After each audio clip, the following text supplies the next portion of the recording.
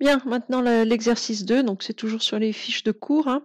Donc, on vous dit qu'un laboratoire pharmaceutique a réalisé des tests sur 800 patients qui ont une maladie. Certains sont traités avec le médicament A, d'autres avec le médicament B. Donc ça, on fait ça régulièrement quand on cherche le meilleur médicament pour soigner une maladie.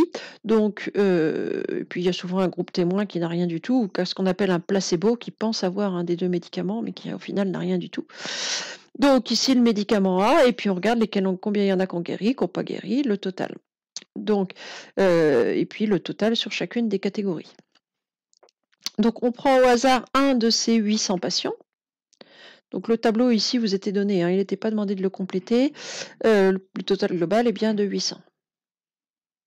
Donc je prends au hasard un de ces patients et je considère les événements. Donc le A, c'est le patient a pris le médicament A. Le G, c'est le patient est guéri. Donc là, ici, il n'y a pas vraiment de difficulté. Donc on a P de A.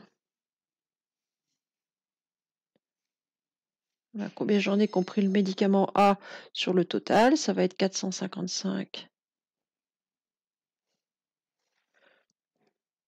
sur 800. Alors ça doit se simplifier cette affaire-là, au moins par 5. Ce serait bien 91 sur 160. Je pense que je peux pas faire mieux. Voilà. Ensuite, alors après, éventuellement, vous pouvez avoir une valeur décimale, mais c'est peut-être pas nécessaire. La probabilité de G, donc la probabilité d'avoir quelqu'un de guéri, c'est 674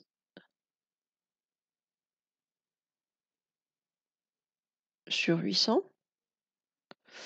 Alors là encore, je peux simplifier au moins par 2. Donc ça va faire 337 sur 400. Et à mon avis, je peux pas faire mieux, c'est même sûr.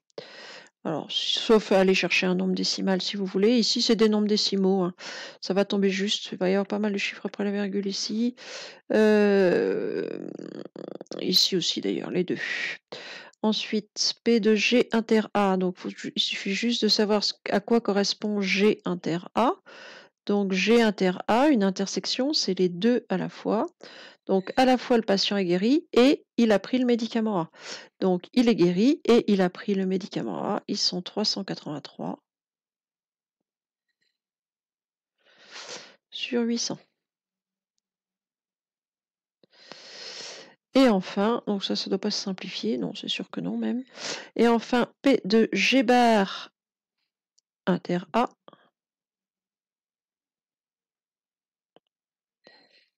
Donc G bar, ça veut dire il n'est pas guéri, c'est le contraire de il est guéri, donc il n'est pas guéri. Et il a pris le médicament A. Donc il n'est pas guéri et il a pris le médicament A, c'est 72 sur 800. Et ça se simplifie par 8, ça fait 9 sur 100. Alors là, pour le coup, vous pouvez mettre 0,09 si vous voulez. Donc là, c'est du très classique, c'est niveau seconde.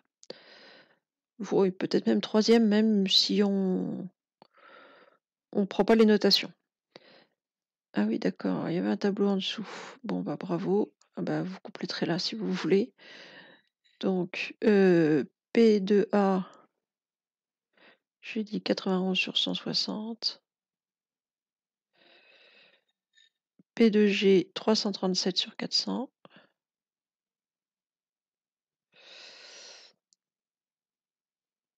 P de G inter A, 383 sur 800.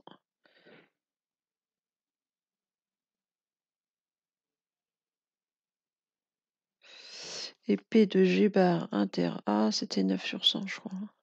Oups. Ouais, c'est ça, 9 sur 100.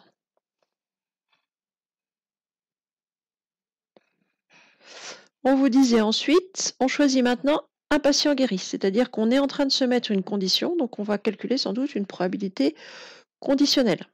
Calculer la probabilité que le patient ait pris le médicament A, sachant qu'il est guéri. Donc, je calcule une probabilité conditionnelle.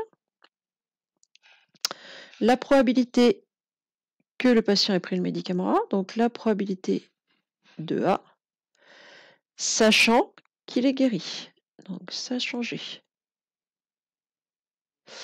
Donc je sais que ça va être l'effectif de A inter G. Donc je suis en train de piocher dans les patients guéris.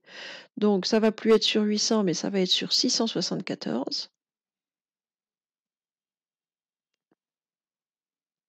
L'effectif de patients guéris divisé par, pardon, ce qu'il va falloir prendre sur 674, c'est ceux parmi les guéris qui ont pris le médicament A, donc c'est 383.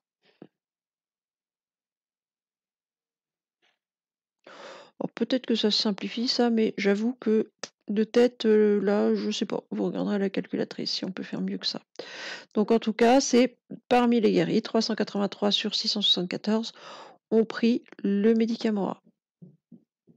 Et enfin, on choisit maintenant au hasard un patient traité avec le médicament B.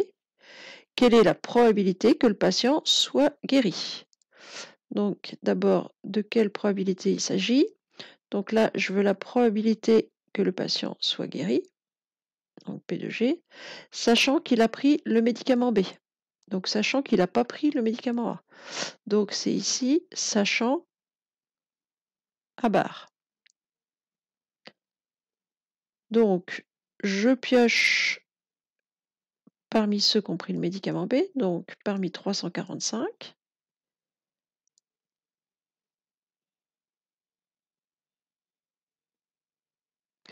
Et le nombre de guéris, parmi ceux qui ont pris le médicament B, le nombre de guéris, c'est 291.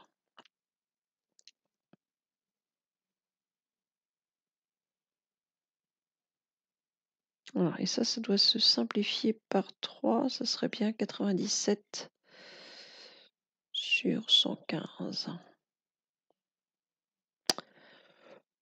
Voilà pour cet exercice-là. Donc, pas vraiment difficile, c'est de l'application directe des formules, hein. Et puis, alors même si vous ne connaissez pas les formules, hein, donc ici, c'est cardinal de A inter G sur cardinal de G. Et ici, c'était cardinal de A bar inter G,